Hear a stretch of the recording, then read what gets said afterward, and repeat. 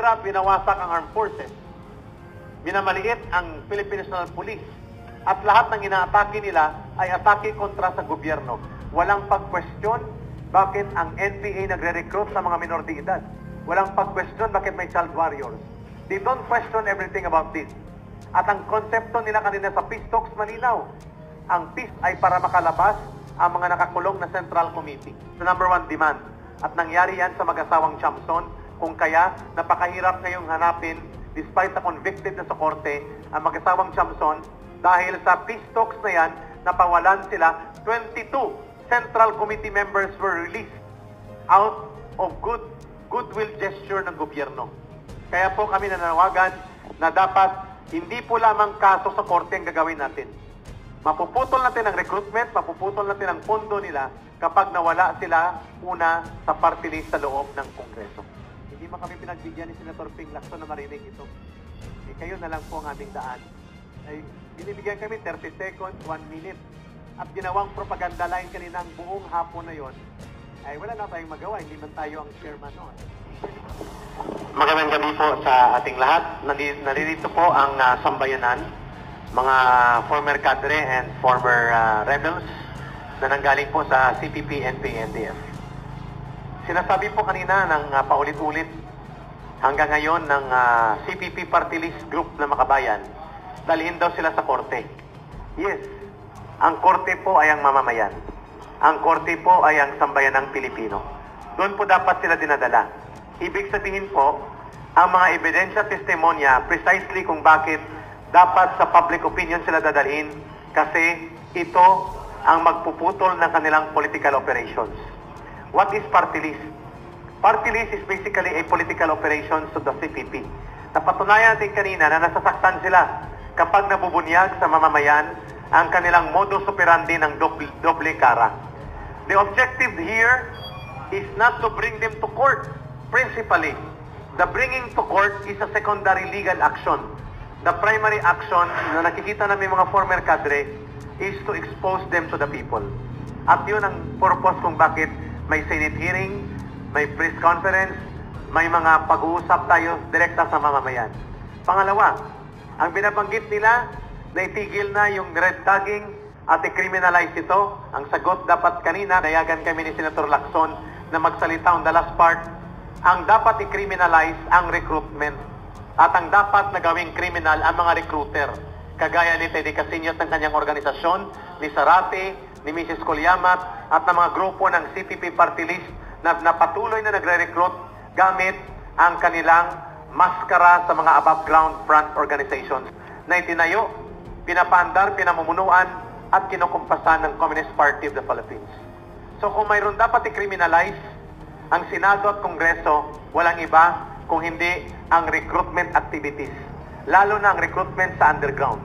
Pangatlo, malinaw po na ang kanilang ginawa ay patuloy na pagtatanggi, alibay, pag-iwas. Itong pagtatanggi, alibay at pag-iwas ay nadudulas sila.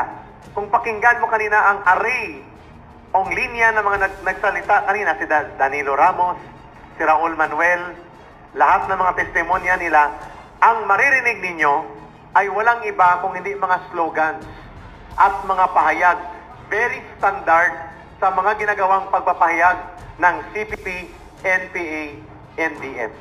Ang problema po ng taong bayan ay matagal po na hindi ito naipaliwanag at nailantad sa mamamayan. Kaya kami po naririto ngayon kasi hindi kami titigil sa aming dapat gawin.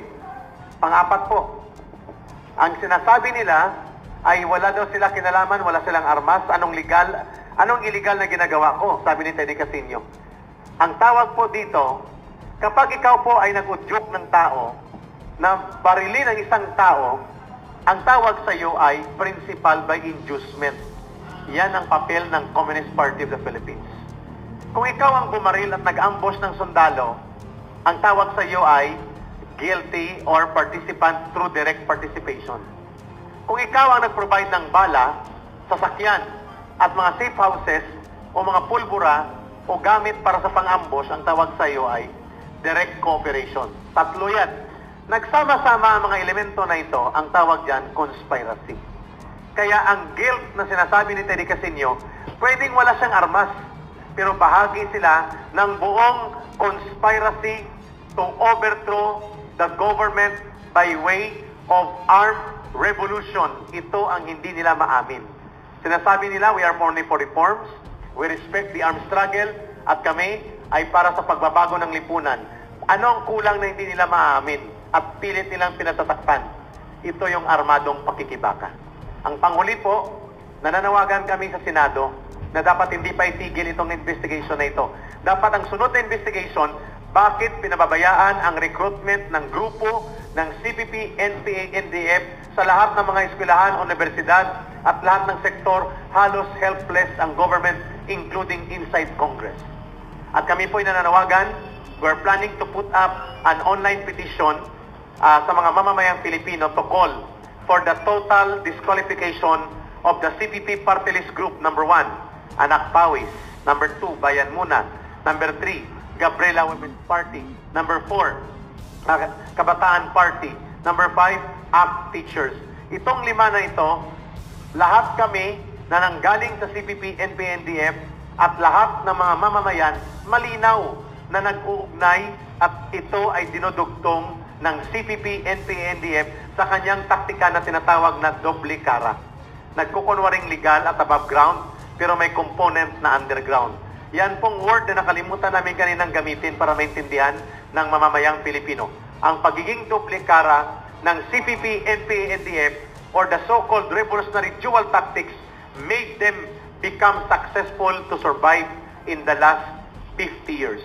Panghuli po, sa tingin namin marapat lamang na ang Christmas gift ni Teddy Casino ay hindi ang paglilipstick niya sa online. Ang dapat niyang Christmas gift sa mamamayang Pilipino, kung hindi niya maamin-amin na sila ay CPP, NPA, NDF, ay dapat pangunahan niya ang resignation. Panawagan po resignation ng lahat ng party list ng CPP kasi sobra na. Saan ka nakakita na ang lahat ng testimonya nila kanina ang tinutumbok, sinisira, binawasak ang armed forces, minamaliit ang Philippine National Police, at lahat ng inaatake nila ay atake kontra sa gobyerno.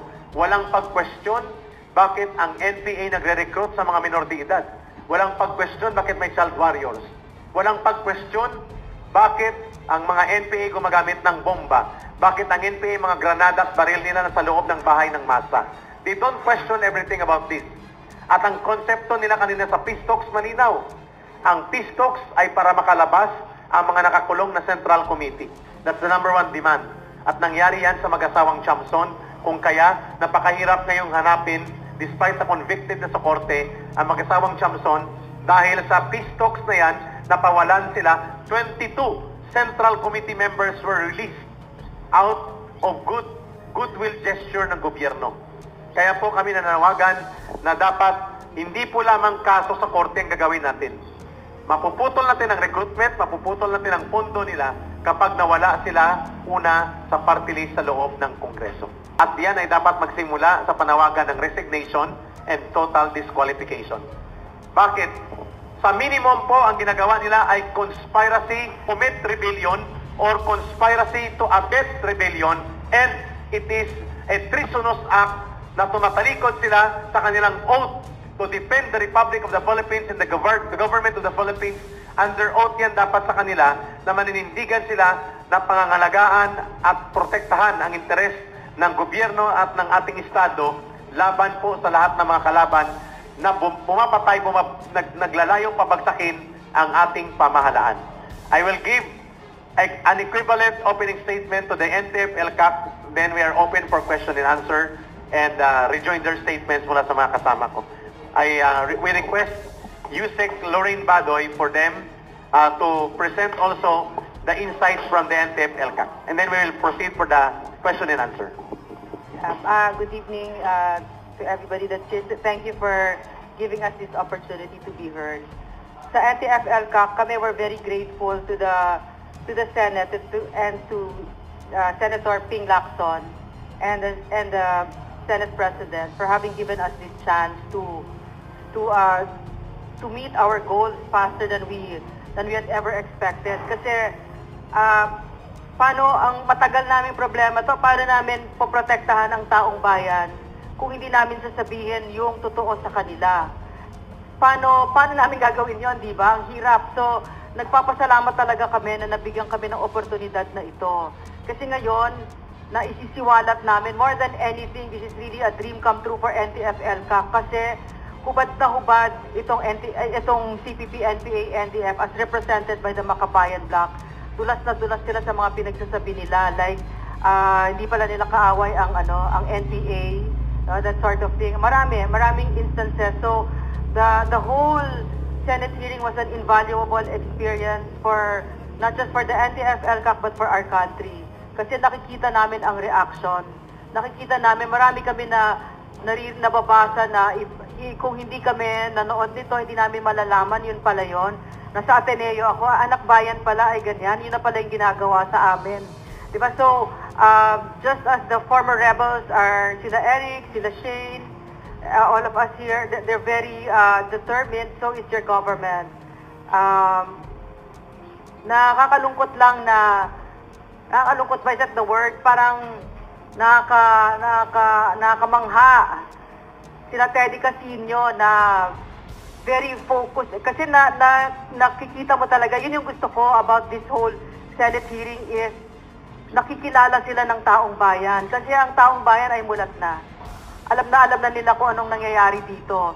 Pero more so now na nakikita nila na tuloy-tuloy, very focused itong Makabayan sa anong goals pa nila. I'm sad to say that I even see it very clearly with Eufemia Cullamat, who lost her daughter, but at the same time, very focused siya sa party lines, lahat sila, na imbes na magpasalamat siya na ang anak niya, ang katawan ay hindi lang iniwan ng gano'n ng AFP, offense pa daw yon, international humanitarian law na nilabag. Imbes na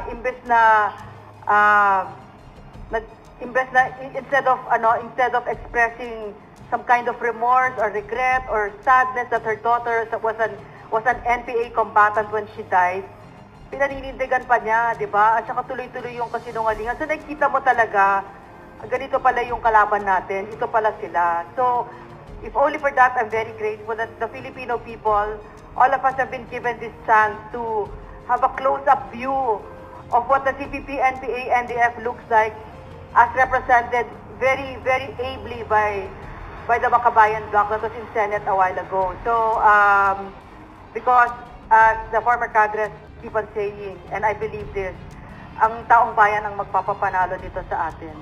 Okay, thank you.